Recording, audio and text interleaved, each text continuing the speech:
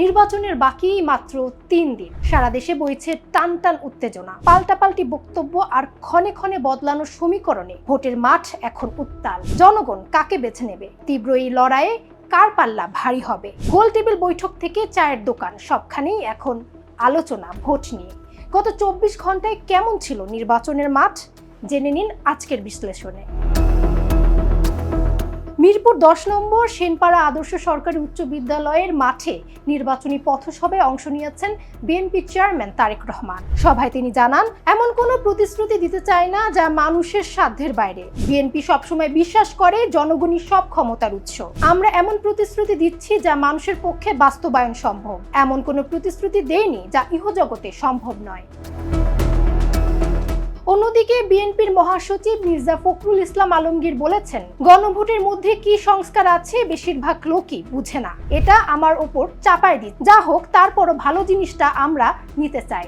আমরা হ্যাঁ ভোট দেওয়ার সিদ্ধান্ত নিয়েছি। আমরা হ্যাঁতে ভোট দিব। তিনি আরও বলেন, যারা সংস্কার চান তারা বলবেন হ্যাঁ, আর যারা সংস্কার চান না তারা বলবেন না।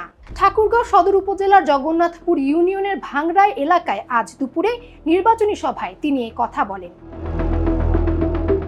এদিকে ত্রয়োদশ জাতীয় সংসদ নির্বাচনে জয়লাভ করে 11 দলীয় জোট সরকার গঠন করতে পারলে এনসিপির আহ্বায়ক নাহিদ ইসলামকে মন্ত্রী করা হবে বলে ঘোষণা দিয়েছেন বাংলাদেশ জামায়াতে ইসলামীর আমির ডাক্তার শফিকুর রহমান। রাজধানী ঢাকার মেরুল বাড্ডায় ডিআইটি প্রজেক্ট খেলার মাঠে ঢাকা 11 আসনে 11 দলীয় নির্বাচনী ঐক্য সমর্থিত প্রার্থী নাহিদ ইসলামের নির্বাচনী জনসভায় প্রধান অতিথির বক্তব্যে জামায়াতে ইসলামীর আমির এ ঘোষণা দেন।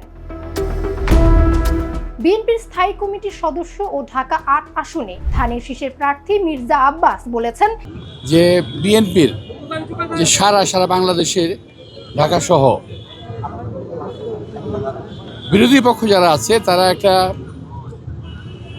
আওয়ামী লীগের মতো 2008 সালে যেটা হয়েছিল সেভাবে নির্বাচনকে ম্যানিপুলেট করার চেষ্টা করতেছে। ইলেকশন ইঞ্জিনিয়ারিংয়ের মাধ্যমে ফলাফল পরিবর্তনের চেষ্টা করতেছে। কারণ এই সরকারের বিশেষ জায়গায় বিশেষ লোকগুলো বসে আছে, যারা তাদের ইচ্ছা মতো প্রশাসনের বদলি রদবদল, প্রশাসনের যতটুকু ইলেকশন ম্যানিপুলেট করার জন্য, ইঞ্জিনিয়ারিং করার জন্য যেটা করা দরকার সেটা তারা করতেছে।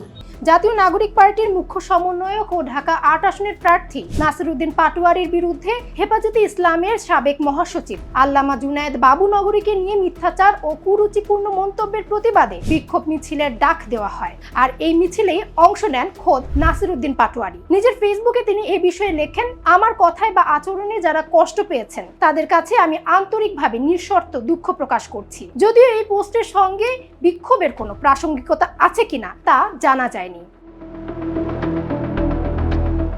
সিরাজগঞ্জের শাহজাদপুর উপজেলার সরকারি কলেজ মাঠে 11 দলীয় জোট আয়োজিত নির্বাচনী জনসভায় জাতীয় নাগরিক পার্টির দক্ষিণাঞ্চলের মুখ্য সংগঠক হাসনাত আব্দুল্লাহ অংশগ্রহণ করেছেন। সভায় তিনি জানান, যারা ভোট কেন্দ্র দখলের প্রস্তুতি নিচ্ছেন আপনারা বাড়ি থেকে দোয়া নিয়ে বের হবেন। দখলের চেষ্টা করলে বাড়ি ফিরে যেতে পারবেন না। নিরাপদে ভোট দেওয়ার নিশ্চয়তা আমরা দেব।